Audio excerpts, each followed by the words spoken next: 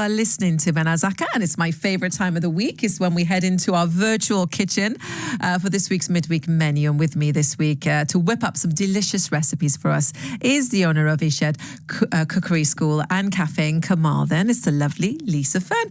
Very warm welcome back, Lisa. How are you? Thank you very much. I'm very well, thank you. You're looking very sparkly. Have you been enjoying this lovely sunshine? Oh, I love it. Perfect for gardeners. Yes, because you are growing your own veg at the school, aren't you? Yes. Tell us, what are you growing? Well, it's one of our new cafes, which is on the first floor, but outside we've developed 2 raised beds. So it's about 3 square metre beds, basically. It's not huge, but, you know, enough space. Yeah. And we haven't grown much from seed, but we bought loads of plug plants. So we've got cabbage, we've got runner beans, we've got lots of herbs, we've got flowers to attract the bees, we've got bok choy, lettuce, salad crops, we've got peas, beans, everything. We've crammed it all in, but in a small quantity. How do you have the time to do that, you know, with the cookery school and your cafes as well?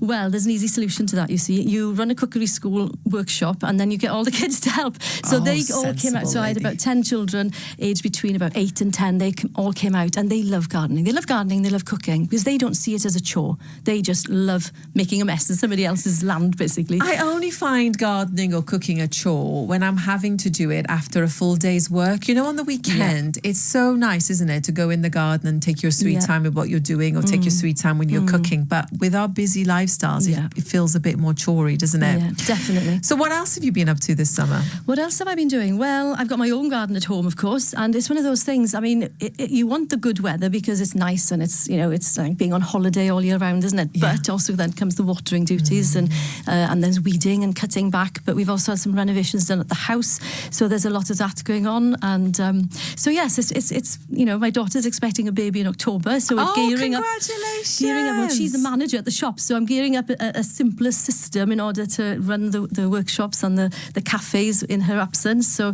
there's Is this her first? This is her first, yes. Oh yes, my so, goodness, how exciting! But she's still working. She's still working until I let her go.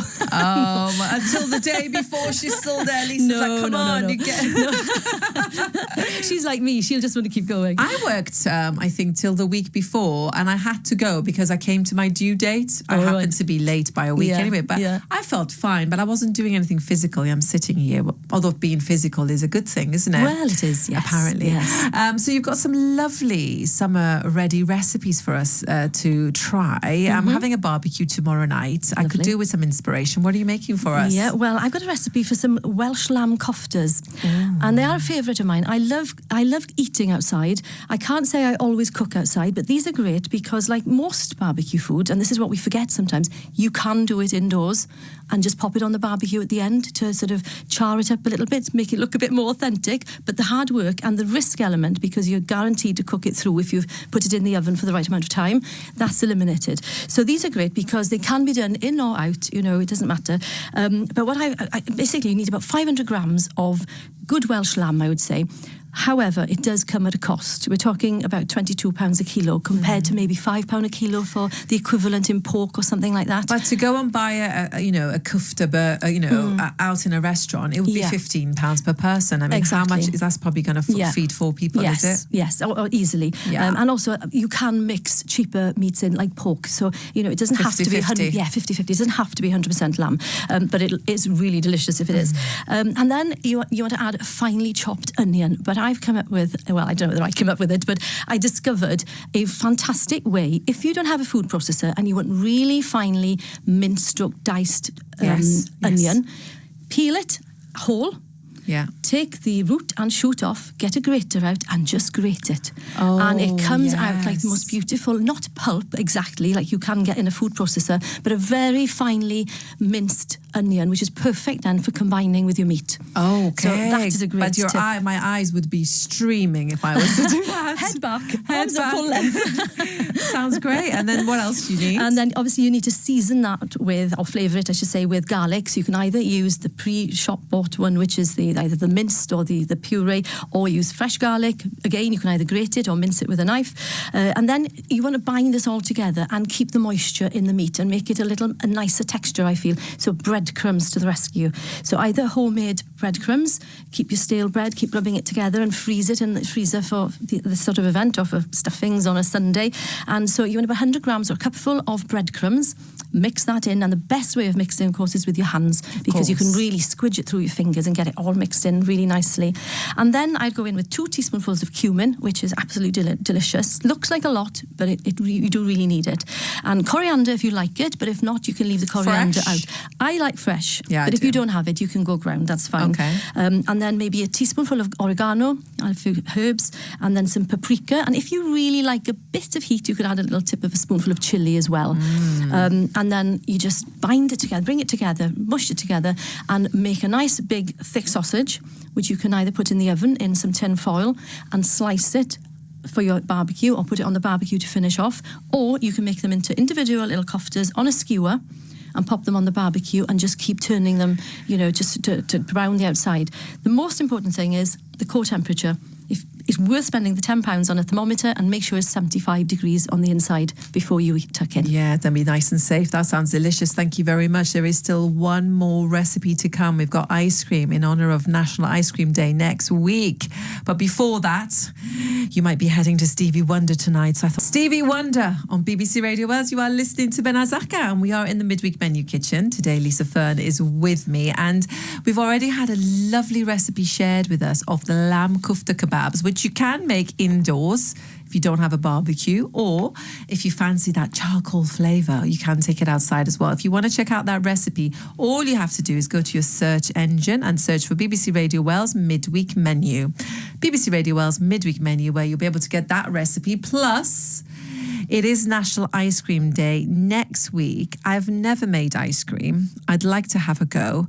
I can see almonds in this, which is just calling me. I love almonds. So how do we go about making this? And what have you called it? Well, I've called it a praline ice cream, but I mean, this can be any ice cream, and I'll explain that in a little while. But you say you like almonds, so this is perfect for you. But if you've got any other nuts, or say you've got a pack of mixed nuts that are maybe going over, the sell-by date, use-by date is coming to them, use those. It doesn't have to be almonds. It doesn't have to be fresh ones. No, it doesn't, no. And this is like 2 recipes in one, because the first one is making the praline mix. So you've got the almonds, equal quantity of granulated sugar, and you just pop them in a frying pan, and you just let the sugar melt over a low to medium heat. Don't put it too high because you can burn the sugar, until it becomes a nice golden brown colour. You can use a spatula, a wooden spoon, to keep stirring until it's all uniform, and then just tip it out on a sheet of greaseproof paper or some silicone, or in a tin, or whatever you want to tip it out onto. It is hot, so be exceptionally careful. No kids, this is not one for the children helping, or even being around your feet, because you would not want these to spill, because the sugar burns cooks to a high temperature. So that is your praline. You can crunch that up when it cools, and you've got the perfect topping for ice creams all summer. You can put it on a luxury breakfast of granola and yogurt or whatever. You can use that for other things. Then on to the ice cream. So for this, I'm going to describe it as having 3 bowls in front of you. Okay. You've got 4 eggs, and you're going to split the eggs. You're going to separate the eggs, whites into one bowl, yolks into the other. Okay, what's the third bowl for? Double cream. Okay. So you've got egg white, egg yolk, and cream. Okay. You add your caster sugar this time. So caster sugar is a bit more expensive than granulated, which is why I said use granulated for the praline. Use caster sugar this time and add it to your egg yolks and whip it up until it's nice and fluffy. It gets a much paler colour. Use good quality eggs as well. If you can get free range organic or from your local farm, the quality is just beyond, the difference is crazy. So use good quality eggs, mix it up with your egg yolks until it's nice and fluffy. They say that when you lift the whisk, you should be able to write your initial and it stays in the surface until you finish the initial. That's a good little tip. So you have your, that. Yeah. So that and that is then ready. Whip up your egg whites until they're nice and fluffy. If you have a stand mixer or a sort of a hand whisk, electric hand whisk, you can use that. It takes the hard work out of it. But if you work hard with a whisk, you deserve the ice cream at the end. Of course you do. So whip up the egg whites until they too, like a meringue, are nice and fluffy. Whip up your double cream until it is nice and thick. And then basically what you're going to do is combine all 3. Now, some people find it easier to add the egg white into the egg yolk and sugar mixture and mix that nice. And at this point now, don't whisk, fold, nice light folding, so you keep the air in. because any air that it doubles in size, not doubles in size, it increases in volume because you whipped air into it. So you want to keep that air inside.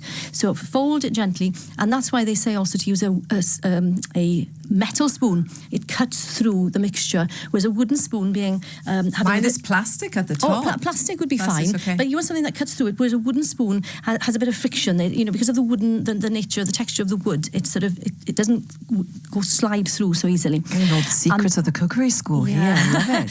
So when you make cakes, you use a wooden spoon to start with, and then you fold through with a metal spoon, and then you're going to mix that in with your double cream.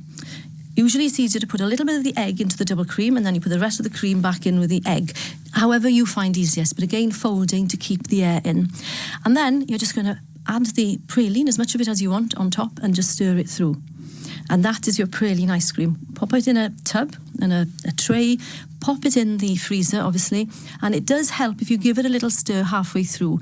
Maybe if you pop it in sort of early evening, give it a stir before bed and then leave it in overnight. Why would you give that stir? It just helps the crystals to form a little bit nicer, and it also gets the nuts mixed through a little bit more evenly sometimes. That sounds easy and delicious. It is so easy, so easy. And I would recommend as well that you don't mix the nuts thoroughly through. Because I don't know, if you ever buy these pots of luxury ice cream, you find little pockets in there where it's like dense with whatever's been added. It's a surprise. Oh, it's a treat, isn't it? You think, oh my God, I've got my money's worth here. But the other thing you can do as an alternative, if you have an allergy to nuts, obviously avoid this, but you can make a fruit compote. So this is the season for gooseberries, blackberries, not blackberries, not quite yet, blackcurrants, all those seasonal fruit. The strawberries are at their best. Make a compote, even just mush them up, and add some sugar, stir those through, and you've got a delicious fruity ice cream. So, we are made for our barbecue tomorrow, Lisa. I'm going to give it a go. Thank you very much for popping in today. Lovely to see you as always. That was Lisa Fearn from SIed. If you do want to check out those recipes, all you have to do is go to your search engine and search for BBC Radio Wales Midweek Menu. There's BBC Radio Wales Midweek Menu, but it's 2:30. Let's find out what's happening on the roads. BBC Radio Wales Travel.